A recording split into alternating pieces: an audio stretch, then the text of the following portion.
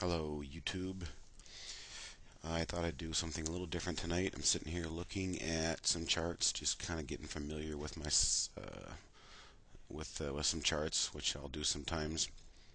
Um, People have heard me say chance favors the prepared mind. So when you study some charts in the evening, you kind of get an idea for the next day, and it kind of helps add to your gut feeling and decision-making ability and your intuitive skills, I would say.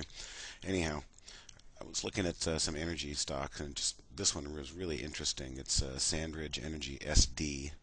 We play it sometimes during the day as an energy play. What I wanted to do is go over the last year or so with you. This is back in 2008 right here. Let me see if I can get my drawing tool. Cool. Um, 30. This is the level of 30 right here. Nice double wick. This is called tweezers, when two wicks go down and then close back above. In this case, 30. Um, that set off, in hindsight, an interesting move, and let's kind of just go through it here. Many times you'll hear retest. Well, in this case, we had a higher low, then we had the lower low here at the 30, but never closed below it with the wicks. I love to see wicks on daily charts. It helps me get ideas for possible short-term reversals. And then rather than making a kind of a head and shoulders pattern here, it did come back down and test for a second time the breakout, or the support, I should say, of 30. And then we start to focus on the moving averages. This yellow line is a 10-period simple moving average. The blue line is a 20-period simple moving average. And just notice, people ask me sometimes, what's your favorite moving average?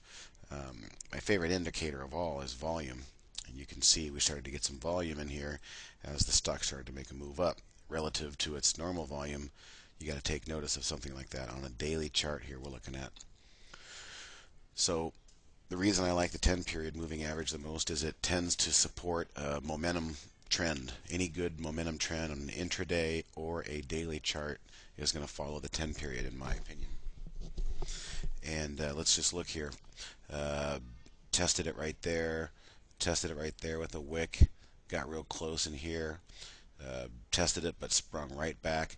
So when you're trading intraday and you see the stock in an uptrend, looking at the daily chart, and it's trading down here, it would be a red candle at that point.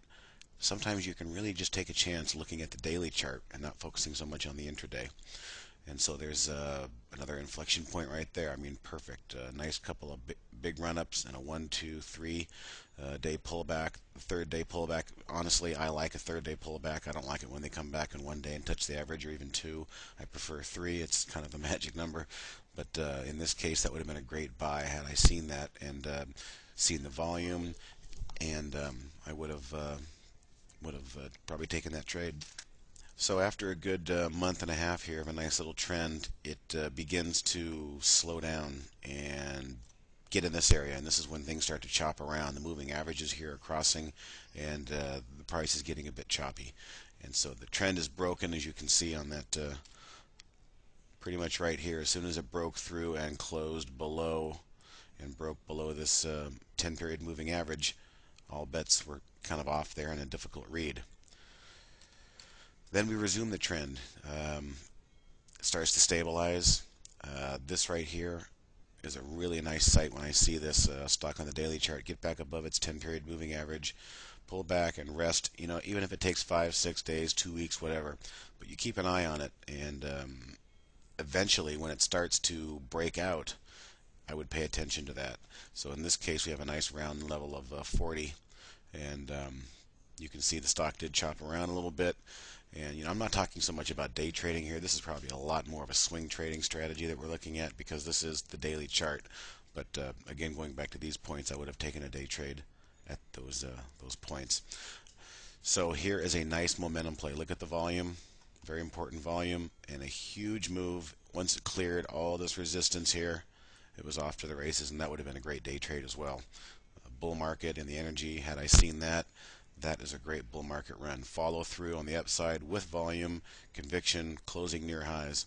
Now you can see it did get a little nasty and came right back and pulled back to it. Here would have been another interesting good day trade. Okay, I know all this is hindsight.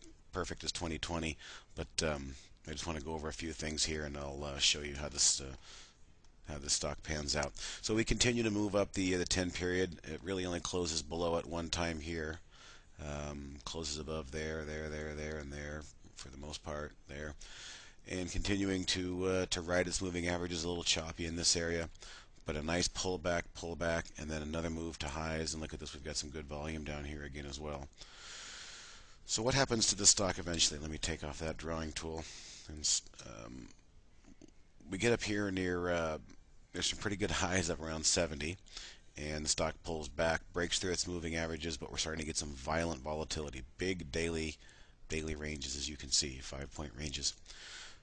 As we move the chart through, we get a second attempt up here at highs, and this is a really important note. A lot of people, again, have heard me say how much I take notice of wicks. Well, not only was that a wick, but it was a second attempt to get through, and it created a double top with a wick, and more importantly, climactic volume. Climactic volume can always signal a change in direction, a change of hands. And so there was a lot of profit taking, a big push to go through highs, and when the market realized it wasn't going through highs, look at how long. It only took 1, 2, 3, 4 days to lose about, I don't know, let's see, 25 or almost 30% down here. 15 off of 70, that would have been about 20%. So fear stronger than greed. Once they realized that this wasn't going through, these are the kind of things you need to look at on a daily chart, because this is where it got real volatile real fast. Obviously, looking back here at 55, you can see why that stock wick came down and bounced pretty much right off that 55. Again, looking back at the daily chart, you can see there's some buyers and some support there. So there was really a good reason to take maybe a low risk, very low share size trade right there for a bounce. Would have worked out well. So let's move through the chart a little bit more. Comes up into its moving averages. Oh, one more thing to point out. The fast line here, yellow, has crossed below the 20 period. So we got a lot of things working here showing us that this thing was a short-term, or at least a pretty big reversal. Double top, a wick on that second double top, climactic volume up there, and then moving averages crossing over. Gave us a pretty good indication that this stock became broken. A lot of times, even a trend line, once a trend line is broken, it has a tendency to possibly retest it. Let's see if I can draw a trend line here. Okay. There is a trend line, and you can see that trend line also kind of corresponded to the closing prices here.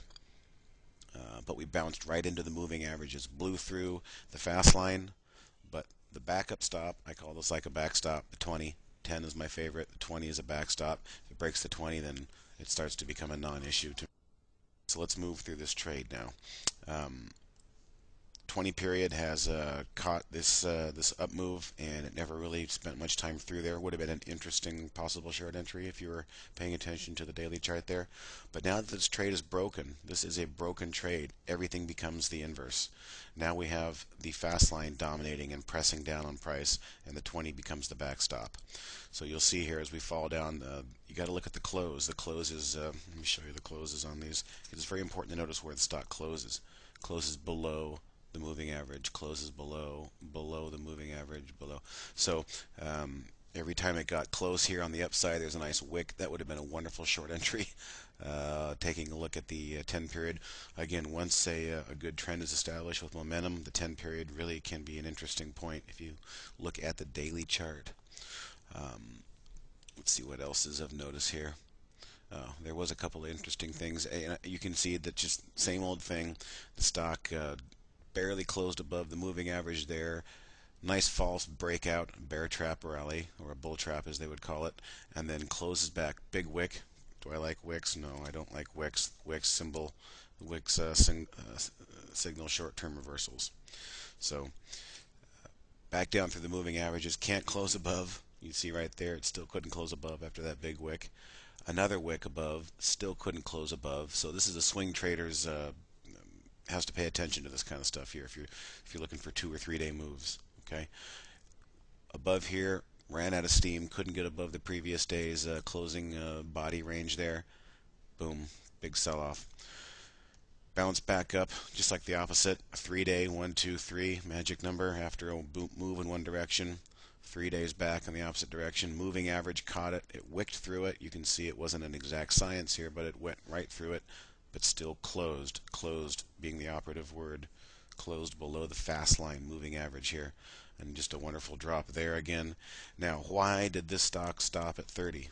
Well, I bet if we go back and look, uh, well, here we are, 30. This is where we started. And so we started this whole thing back here at 30. And after that huge move up to 70 with a double top, we're back at 30. However, we had a nice rally, nice false rally. This actually looks kind of like where we are right now in the market today, but we're focusing on this SD company.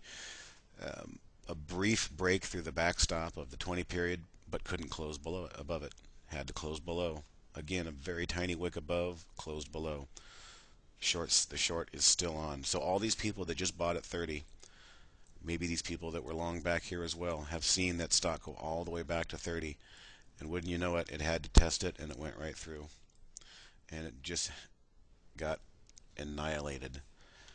It is down to $10 now. And now we have a couple of wicks down here. We've got a couple of interesting little short-term wicks. That right there may signal an interesting short-term reversal.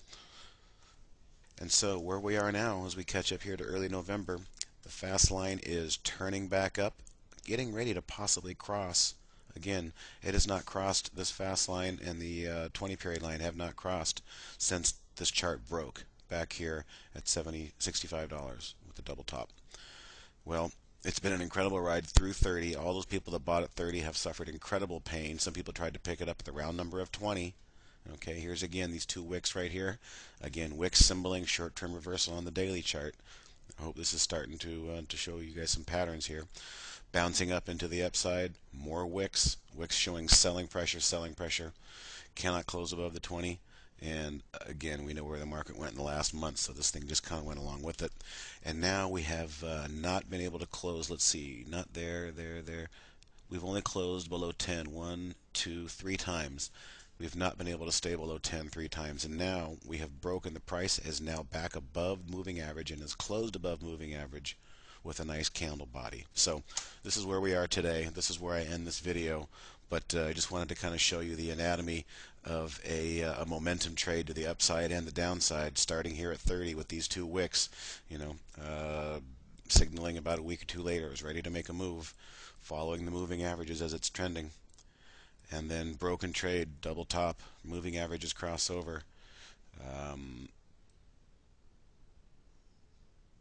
That's about it. I think I can honestly tell you that this thing is a mover. Obviously, you've seen it's moved a lot in a short period of time. I don't know if the energy trade is back, but this one may be leading the way out of a technical bottom here.